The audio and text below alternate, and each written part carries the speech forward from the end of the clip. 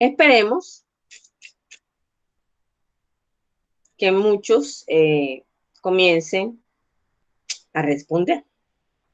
Primero, ¿cuál era el problema que tenía la iglesia de Sardis?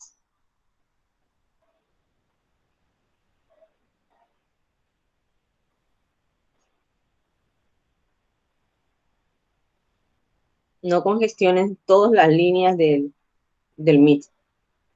¿Cuál era el problema que tenía la iglesia de Sardis?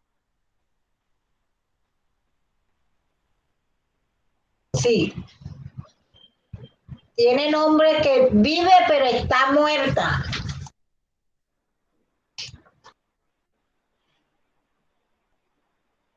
Eso significaba que no quería decir que fuera inconverso, sino que su estado actual de descuido y abandono les había producido un estado total de contristamiento. El problema de la iglesia de Sardis real era que había logrado contristar al Espíritu Santo. Entonces, era una iglesia donde se iba a los servicios, pero era demasiado metódica, más no había un pronunciamiento de la presencia de Dios ni de su Espíritu en medio de ellos. 2. ¿De qué manera este problema existe en algunas iglesias de hoy?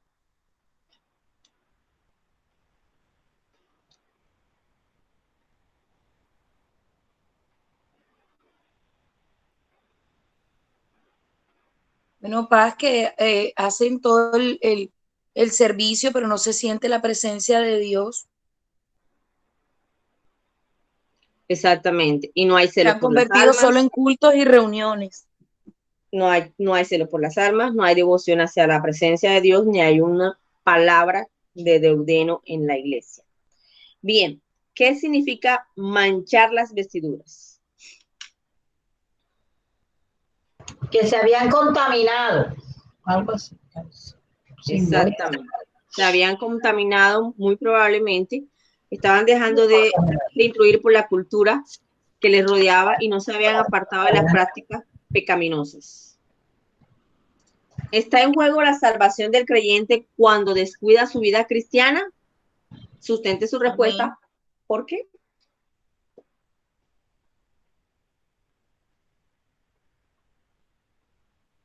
La respuesta es sí. Ahora, ¿por qué?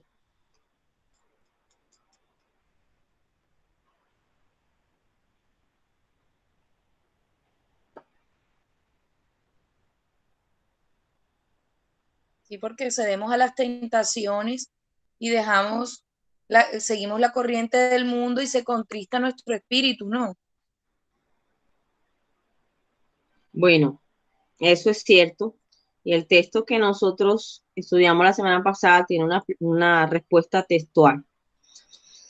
Dice, porque hay creyentes infieles cuyos nombres pueden ser borrados. Sin embargo, el fruto de una verdadera conversión a Cristo es la fidelidad y perseverancia, no la total perfección humana, la cual es imposible. Creemos que los verdaderos redimidos, a pesar de sus debilidades y tropiezos, seguirán adelante y preservarán hasta el fin, obviamente con el Señor, no en el pecado. ¿Por qué el versículo 5 no respalda la idea de que la salvación se puede perder?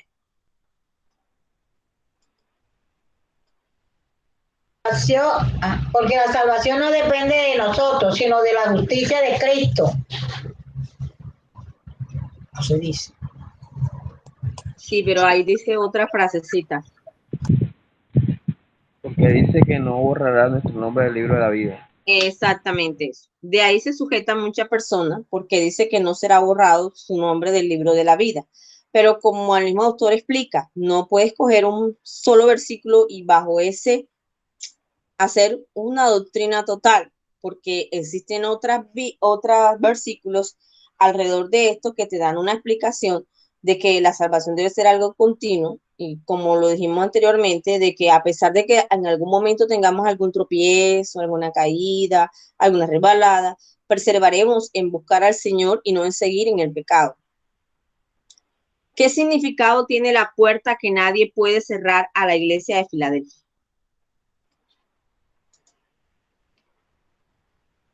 Esta puerta representa oportunidades y circunstancias favorables que Dios le da a la iglesia para que predique el evangelio y esparza la semilla para todos los lugares. Exacto. ¿Puede una iglesia o individuo desperdiciar una puerta que Dios ha abierto? ¿Cuál es su respuesta y por qué?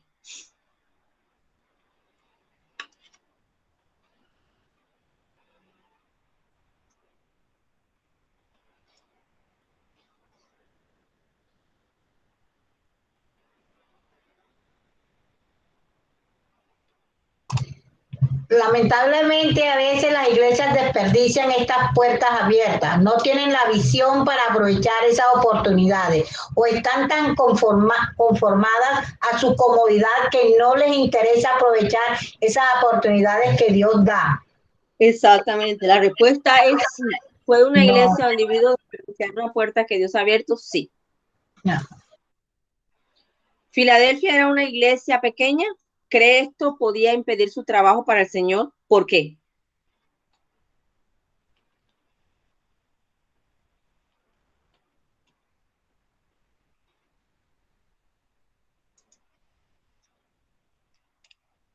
¿Filadelfia era una iglesia pequeña? ¿Cree que esto podía impedir su trabajo para el Señor y por qué? No. Era una iglesia pequeña, pero eso no le impedía servirle al Señor, porque eso depende es de la congregación y la disposición que se tenga para servir.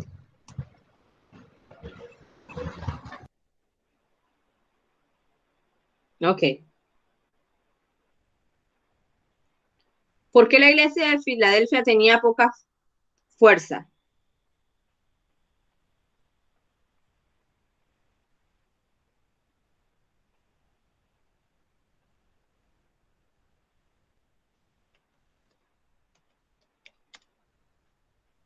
No hablen todos en coro, que no se entiende la respuesta.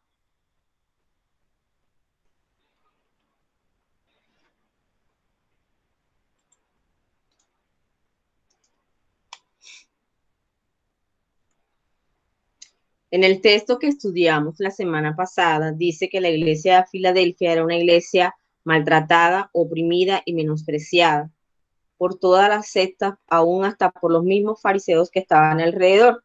Así que esto era lo que le restaba la fuerza a la iglesia de Filadelfia, porque ellos se dejaban apabullar de todo lo que hablaban en contra de ellos. ¿Qué buenas cualidades tenía esta iglesia? Son dos. Había guardado la fe y se había mantenido fiel. ¿Cuál es la promesa que el Señor le da a esta iglesia? Protegería.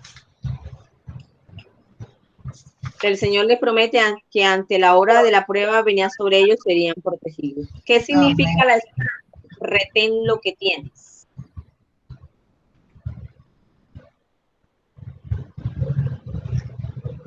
Retén.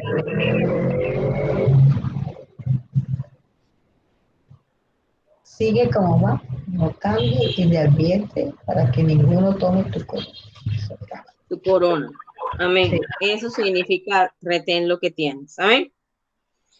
Mire, nosotros estamos dejando estas preguntas y me gustó este material justamente por las preguntas que tiene, porque son preguntas sencillas y que se encuentran su respuesta dentro de lo que nosotros vimos. No es algo que usted tenga que especular ni salir a leer algo más. Entonces, cuando usted responde estas preguntas, que no se demora más de 5 minutos respondiéndolas,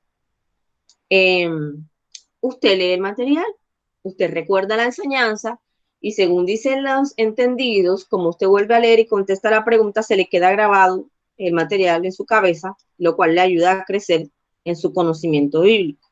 Entonces, por favor, espero que usted en la semana agarre el material y lo lea y responda a las preguntitas. Hoy vamos a hablar sobre la Odisea. Hoy vamos a ir al libro de Apocalipsis capítulo 3.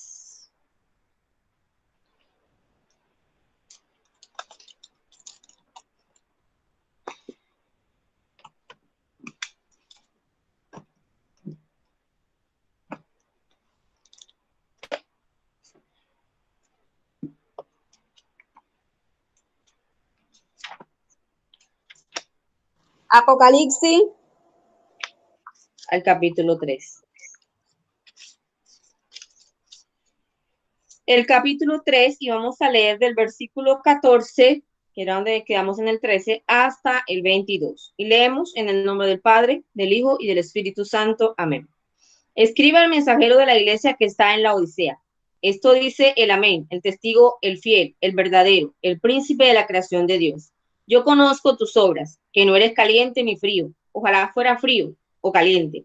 Así puesto que eres tibio y no caliente ni frío, te vomitaré de mi boca. Porque cuanto dices, soy rico, me he enriquecido y no tengo necesidad de nada, pero ignoráis que eres pobre, miserable, desdichado, ciego y desnudo.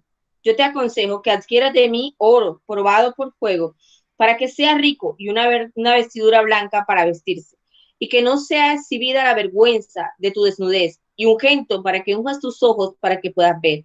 Yo reprendo y disciplino a todo lo que amo, por tanto sé celoso y arrepiéntete. He aquí yo estoy a la puerta y llamo, y si alguno escucha mi voz y abre la puerta, yo entraré con él y comeré con él y él conmigo. Al vencedor le daré que se siente conmigo en mi trono, así como yo también vencí y me senté con mi Padre en su trono. El que tenga oídos, entienda lo que el Espíritu dice a la iglesia. Amén. Bien, el mensaje de la Odisea. Ese material estaba incluido en el material de la semana pasada, por eso no les envié material en el día de hoy. Aparte de que, como les pedí excusa, andamos con problemas técnicos de la empresa de internet.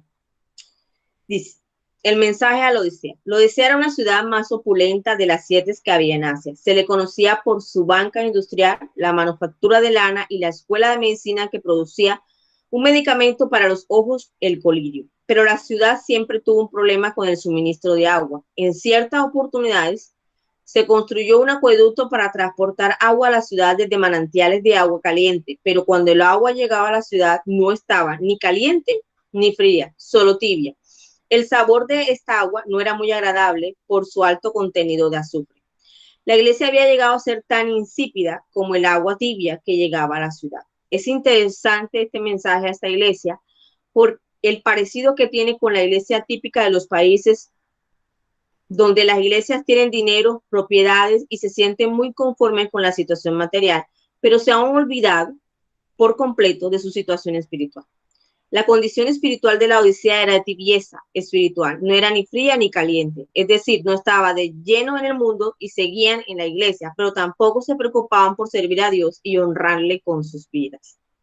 La riqueza, el lujo y la comodidad pueden convertir a las personas en confiadas y satisfechas de sí misma, pero por mucho que usted tenga, no tiene nada si no posee una relación vital con Cristo. Como hemos enseñado en muchas ocasiones, lo más interesante de un cristiano es su vida espiritual, es su comunión íntima con Dios. Lo que enseñamos en nuestra iglesia es que Dios prepara tu corazón cuando Él desea enriquecerte, cuando desea que estés bien, para que tú entiendas que el dinero no debes manejarlo de la manera en la que lo manejas. Hay gente a la que no le gusta y que de pronto dice que nosotros, los pastores, no debemos meternos en esos asuntos porque no son de nuestro interés. Pero resulta que la palabra nos enseña que el pastorear es enseñarte a agradar a Dios, enseñarte a caminar en el rebaño de Dios de acuerdo a la manera de Dios y no a tu manera. Y en muchas ocasiones, cuando Dios ha propuesto en el corazón de alguien o ha propuesto sobre la vida de alguien el ser bendecido de una manera excepcional, Dios va a hacer dos cosas en tu vida. Y primero que todo, te va a enseñar hasta que aprendas que todo el dinero que tú tomes en tus manos le pertenece a Él y es a Él a quien debes decirle cómo administrarlo. Que no es algo que tú puedas coger y simplemente gastártelo. Hay gente que dice y que predica que si te llega todo ese dinero, pues Dios te lo está dando, que tú eres libre de hacer con él lo que tú quieras, pero yo creo que la palabra de Dios nos enseña que debemos ser buenos mayordomos y a través de la parábola de los talentos vemos que al Señor le fascina y le da más a quien sabe rendir el dinero y no a quien sabe despilfarrarlo y gastárselo en cosas que no son necesarias en momento.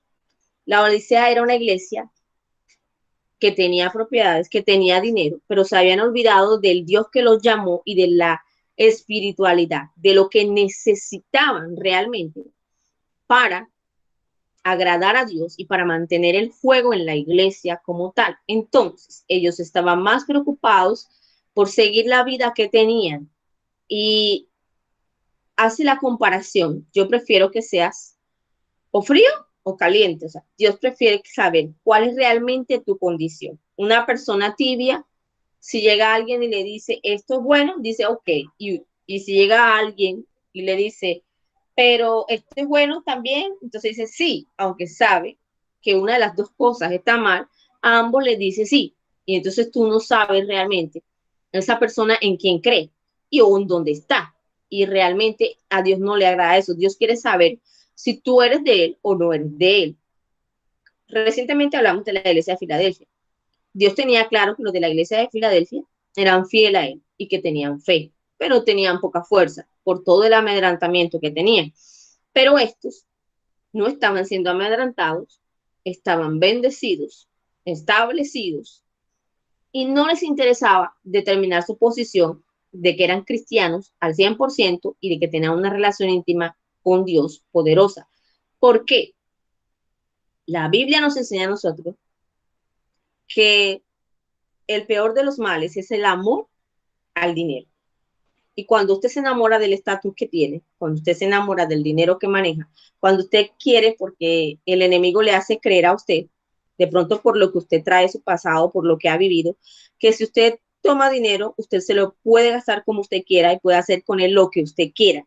Pero usted tiene que determinar algo. Cuando nosotros decidimos seguir a Cristo, Él comienza a limpiar nuestras vidas, ya sea algo con aquellas personas que ha determinado que las va a bendecir de manera extraordinaria. No estoy diciendo que no nos va a bendecir a todos, incluyo, a todos nos va a bendecir, a todos nos va a proveer, a todos nos va a levantar del polvo, sino que a algunas personas les bendice más económicamente que a otras, porque a estas las ha determinado como un canal de bendición económica, para que fluyan y bendigan a otras personas en su caminar o en su comenzar con Dios.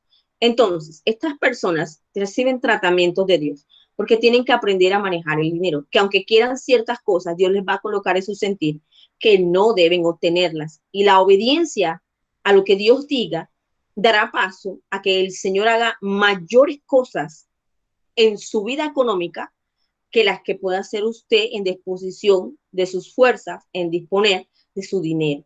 Y a veces la gente entra en enredos económicos porque pronto el Señor le da cierta cantidad de dinero y no la pueden mantener en la cuenta del banco o debajo del colchón o de la almohada o en el escaparate o yo no son de la guarden, porque necesitan gastársela y realmente terminan gastándosela en cosas que realmente no necesita, que no va a usar en el momento, que no es su competencia en el momento y que tampoco es su necesidad en el momento ni una prioridad en el momento.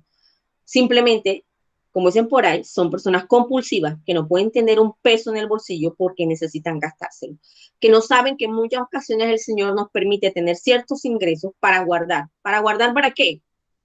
Para que más adelante compres algo que realmente necesitas, que se te va a dar la oportunidad de que lo compres en buen precio para lo que tú necesitas y lo que Dios tiene trazado sobre tu vida más adelante.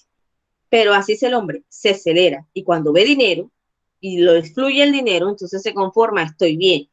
Yo siempre les he dicho a ustedes que decir yo tengo fe con una billetera de 0,0000 pesos y jamás en la vida haber experimentado ninguna circunstancia difícil, eso es fácil.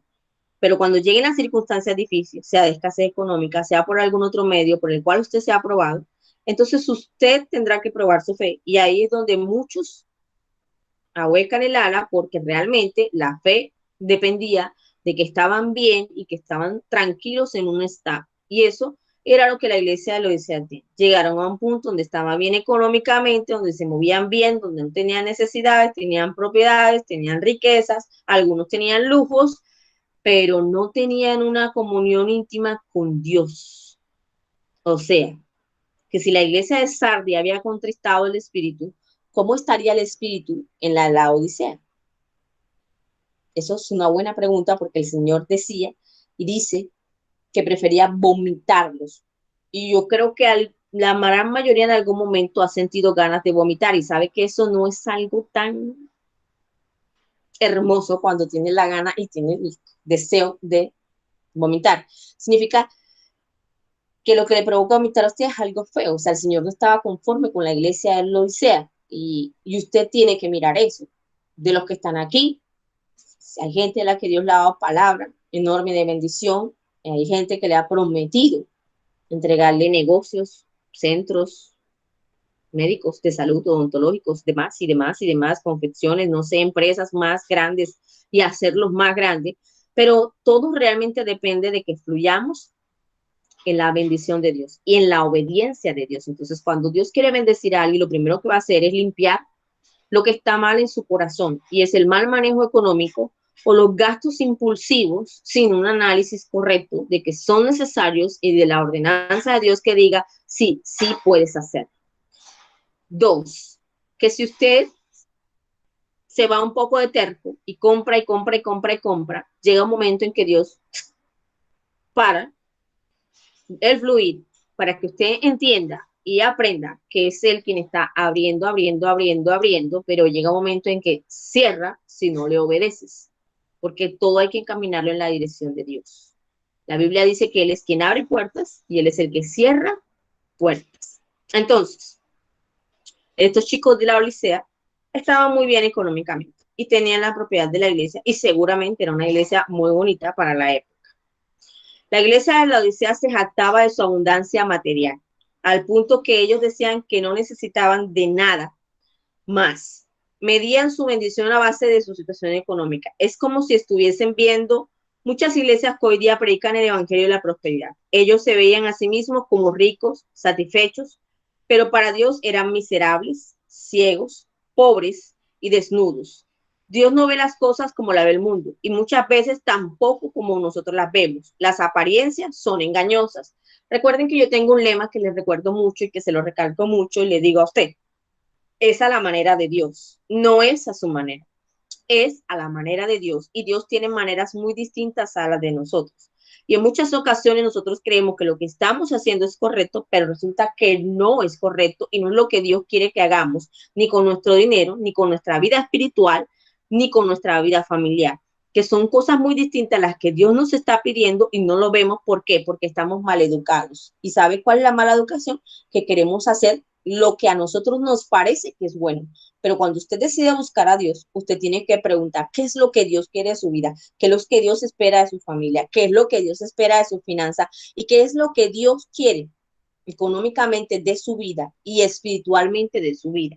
Igual si recordamos la cita que dice que primeramente buscar el reino de los cielos y su justicia y todas las demás cosas son añadidas. Cuando comenzamos a caminar realmente en la voluntad de Dios y a buscar el reino de Dios de corazón, esto no significa que estamos metidos al 20 y al 100 y al 30 y al 40 y todo el tiempo en la iglesia, sino en la presencia de Dios y estamos mirando llevar nuestra vida a la manera de Dios y enfocar todos nuestros asuntos en la manera de Dios. Entonces el Señor irá trayendo, irá trayendo, irá trayendo y nada nos va a faltar porque el Señor va a proveer techo, va a proveer dinero, va a proveer medios y va a ir enriqueciéndonos de la manera en que nosotros actuemos y obedezcamos lo que Dios quiere y lo que Dios dicta sobre nuestra vida.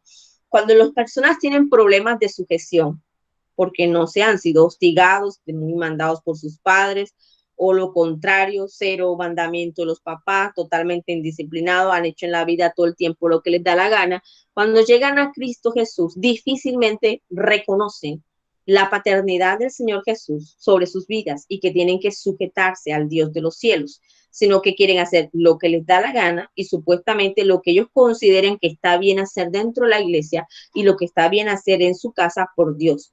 Pero resulta que nuestro Dios no es así.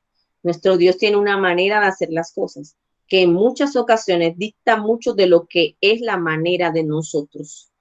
Entonces, en el verso 18, Dios comienza a darles un consejo a esta iglesia.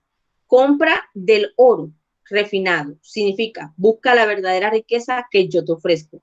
Jesús dijo, haced tesoros en los cielos. Las vestiduras blancas significan, como hemos dicho, la santidad. Dios les estaba pidiendo que abandonaran su vida de codicia, el pecado de avaricia que había manchado sus vestiduras y que fuesen emblanquecidos.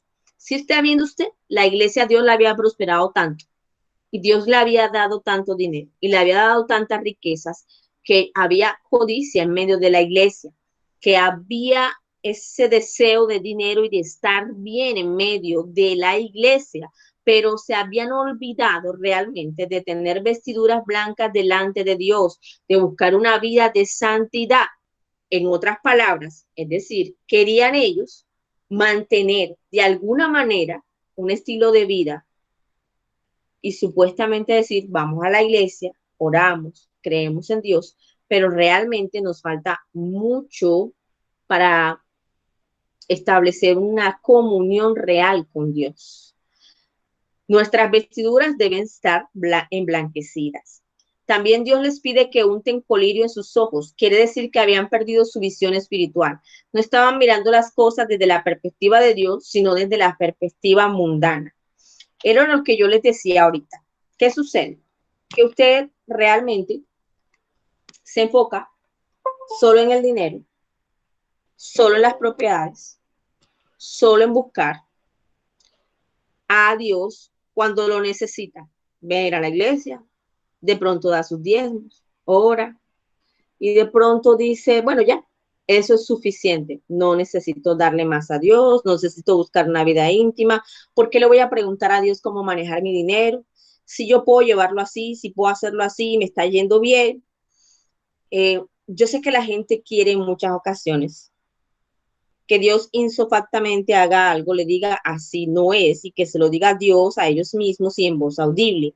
Pero Dios me enseñaba y me recordaba aún en estas semanas que hay muchas cosas que están en la palabra de Dios, que leerla y las conocemos y no las ponemos en práctica. Y entonces esperamos que Dios nos corrija si estamos haciendo algo mal, cuando la escritura nos ha dicho cómo debemos comportarnos frente a muchas situaciones de nuestra vida, que los que espera Dios de un esposo, de una esposa, que lo que espera Dios de una familia, que lo que espera Dios de un pastor, que lo que espera Dios de una oveja, que lo que espera Dios que tú hagas cuando trabajas. De todas estas cosas el Señor nos ha dicho lo que Él quiere que nosotros recibamos. Y es necesario que nosotros entendamos que el Señor realmente Él quiere que nosotros realmente seamos prosperados, pero que prosperemos en todas las cosas, así como prospera nuestra alma. Amén. Entonces, sigamos. También Dios les pide que pasen colirios por sus. ¿Cuántos han perdido la visión de lo que Dios le ha dado? Hay gente que comienza bien en la iglesia, hay gente que tiene clara la visión de Dios, hay gente que Dios le ha hablado, tú me vas a servir en esto, en esto, en esto, en tal ministerio, vas a hacer tal cosa, o me vas a ayudar en esto o esto, y con el pasar del tiempo se convierten en trabajo, trabajo, trabajo, trabajo, trabajo, dinero, dinero, dinero, producir, producir, producir, y se olvidan de buscar a Dios, del servicio a Dios, de intimar con Dios, de conocerlo, de buscarlo, de preguntarle. En algún momento yo les dije a usted en una prédica, qué bueno sería que usted todos los meses sacara una de su oración diaria, una sola de un día, una noche, y se sentara a hablar con Dios y le orara y le preguntara, Señor, ¿cómo voy hasta ahora? ¿Cómo me he portado este mes? ¿Hay algo que corregir? ¿Tienes algo que quitar de mí? ¿Hay algo que no te agradó? ¿Qué he hecho yo que no te ha agradado, Señor? Qué bueno sería que eso lo hiciéramos cada mes.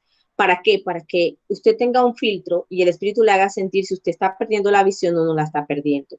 A veces cuando comenzamos a escuchar muchas cosas y a hablar muchas cosas, perdemos la visión de lo que Dios nos ha dado.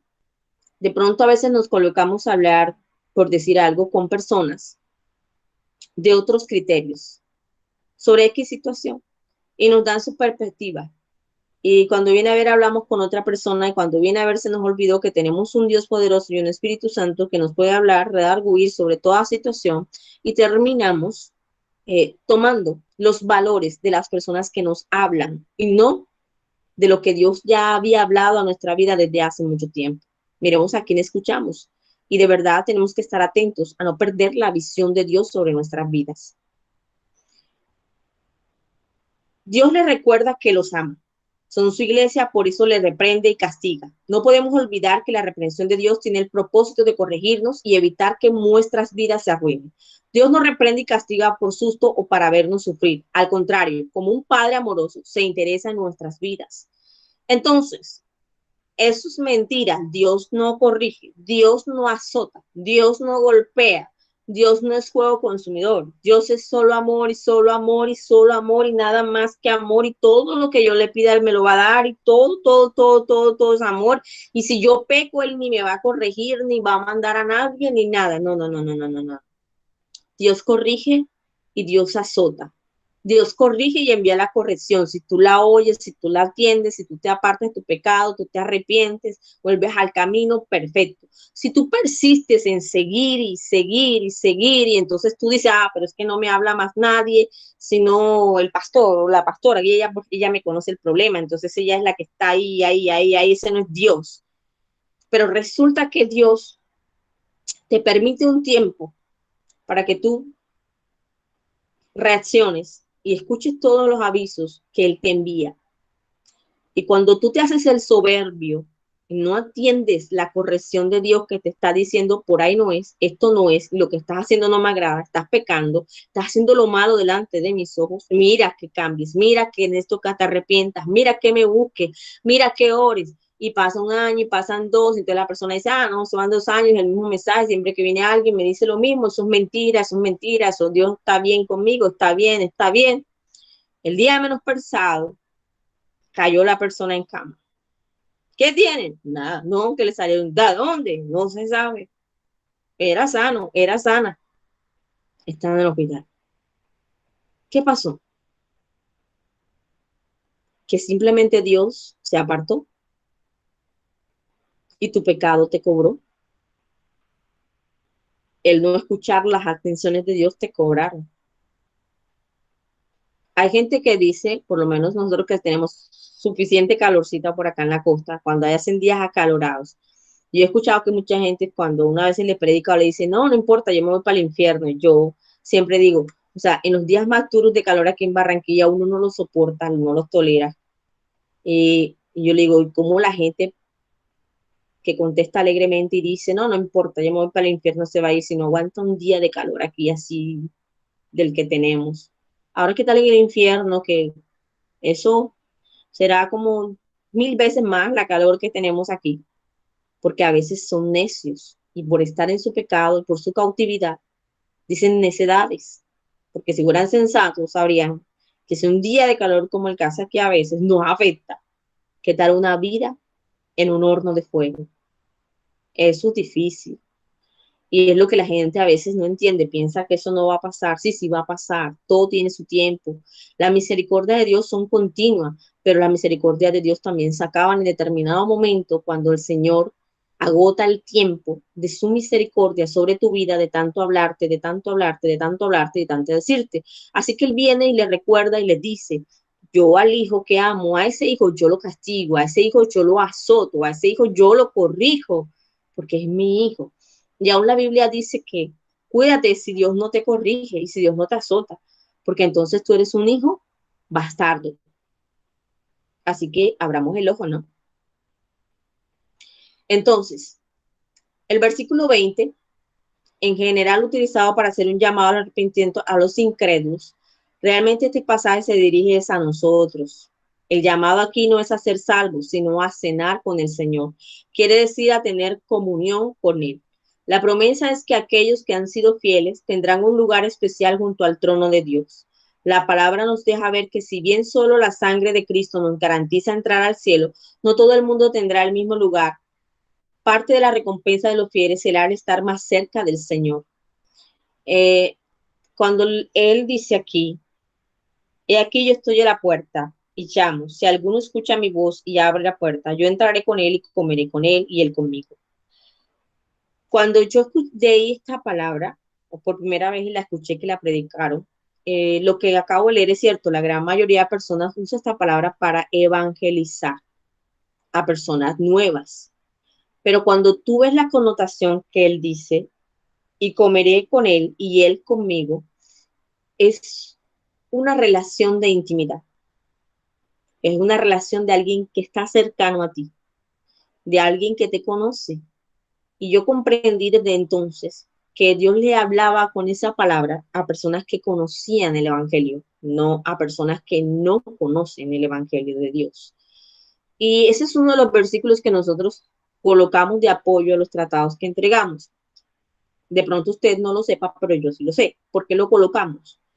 Porque una de las misiones de esta iglesia, y que para los que han estado conmigo desde el comienzo, que lo han visto, es restaurar ministerios. Es restaurar gente que ha predicado la palabra en algún momento, que le ha servido a Dios en algún momento y que viene por X o Y sucesivos de tiempo y viene y recibe restaurado y se va. Se va nuevamente a las filas a servir al Señor en donde estaba. Porque somos un lugar, como en algún momento dijo el Señor, que seremos un lugar de paso para algunos, porque solo vendrán para ser restaurados en sus ministerios.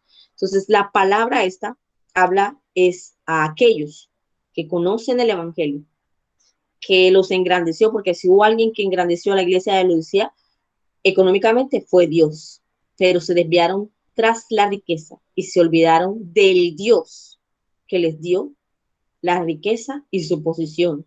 Y yo le advierto algo, nunca, jamás en su vida se olvide de quién le ha dado lo que tiene hasta el día de hoy y lo que va a tener de aquí en adelante, que es de Dios y le pertenece a Dios. Y que si algún día Dios le llega y le dice, esto es mío y necesito que hagas con esto, usted debe hacerlo.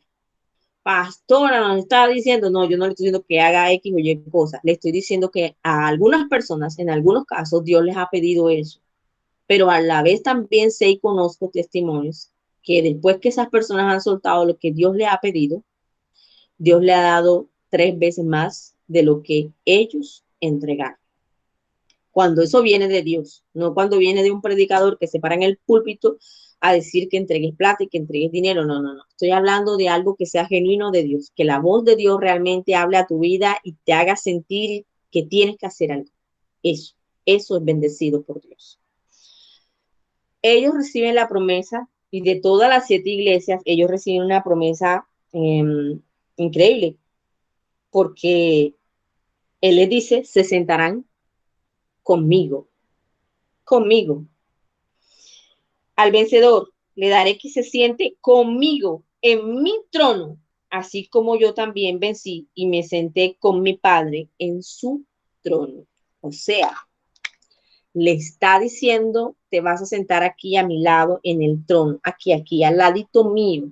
Si tú te vuelves a mí y te olvidas de lo que tiene el dinero, porque es que yo soy quien te dio el dinero.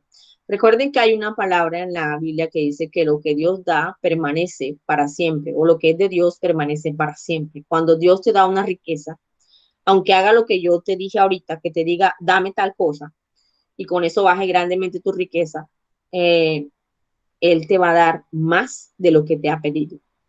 Porque algo que Dios, y yo he entendido que Dios prueba, es la fidelidad y la obediencia. Entonces, tienes que entrar a meditar en esta noche, realmente, qué cualidades de la Odisea están en tu vida que tú tienes que sacar. No puedes amar más al dinero que a Dios.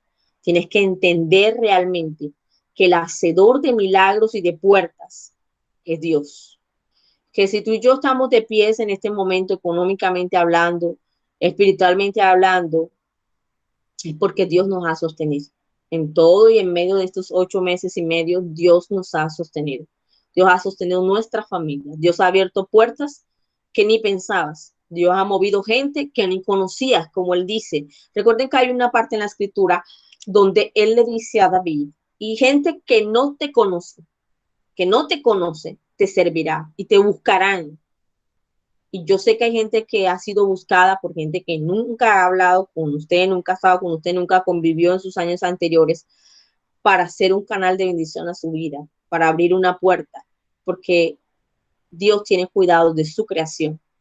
Pero por más que Dios te enriquezca, y es la enseñanza de esta iglesia, por más que Dios te dé dinero, por más que Dios te dé una casa, te cumpla todos tus sueños, nunca te olvides de tener una vida de intimidad, de oración con Él, una vida que valga la pena en oración, en búsqueda, en mantener una santidad, no por el hecho de que de pronto tengamos cierta posición, nos contaminemos.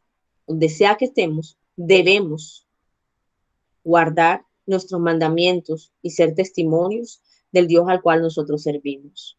Amén. Ahí donde estás, inclina tu cabecita, vamos a orar en esta noche. Padre, oro, mi rey, porque conozco tu grandeza, Señor. Tu palabra dice, mío es el oro, mía es la plata, Dios. Y sé que engrandeciste a la iglesia de Laodicea económicamente, Dios, como también puedes hacerlo con cada uno de nosotros, porque hasta el día de hoy tú has sido nuestro proveedor. Tú has abierto puertas, nos has direccionado, Señor, en caminos donde no pensábamos caminar, mi rey, para que podamos, Señor, estar bien, Señor. Y sabemos que has sido tú, Señor. Y damos gracias, Señor, por ese caminar a nuestro lado en nuestra economía.